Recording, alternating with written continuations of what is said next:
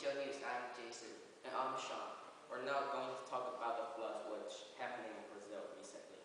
Australia isn't the only country that's flooding. There's also a serious flood in Brazil right now. The Royal de General flood started around January 11th. Nova Friburgo, Teresópolis, and Petropolis are the most affected areas. The houses were destroyed and people were forced to move to the homeless shelter. So far, more than 400 people died and over 500 people are missing. Now, the reporter would like to interview a victim. Water came rushing down the hills, destroying everything in its path, damaging bridges, streets, and buildings, and wrecking everything else. Severe flooding in this mountain region already claimed the lives of hundreds of people, residents in this area. How did you stay alive in this serious flooding? Thank you to my neighbor who warned me of the rising water. I escaped just in time. There was a woman said that her son has been missing for 2 days, and she hasn't been able to in touch with him. Nobody is telling her anything, and nobody can get through to find out what happened to him. This is a man who helped search and rescued. Rescuers are still searching for people that are alive. As you can see, it was like a tsunami from the sky in Brazil's Rio de Janeiro state, as floodwater gushed through hill towns and giant boulders catapulted from hillsides, instantly crushing cars and houses.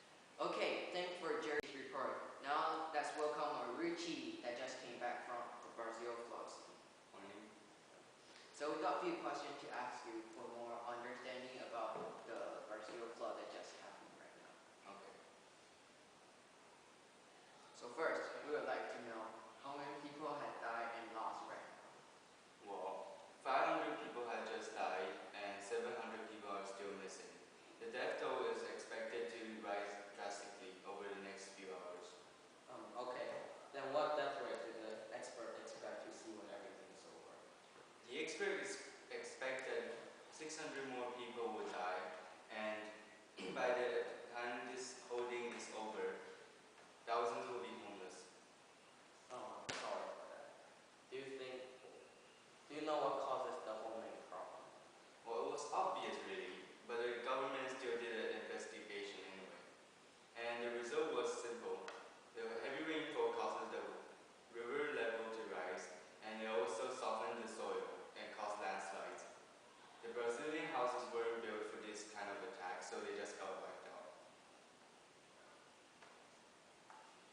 I don't know if you guys remember, but about the last year, the same place flooded. Oh yeah, I remember.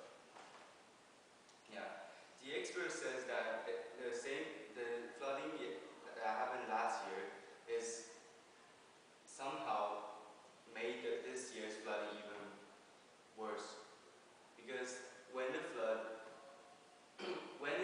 it softens the soil, and over the year, the Brazilian government didn't fix the soil, they didn't plant any trees, and they didn't move the people out of the way. So hundreds of people died today is because the Brazilian government didn't do anything about it. People are saying that the Brazilian government are responsible. How? They didn't do any precaution. They didn't move the people out of the way. They just keep on letting people go there and build houses and die. Okay, I get it. Thank you, Richie, and thanks for watching I-Shou News. Please keep up with our news.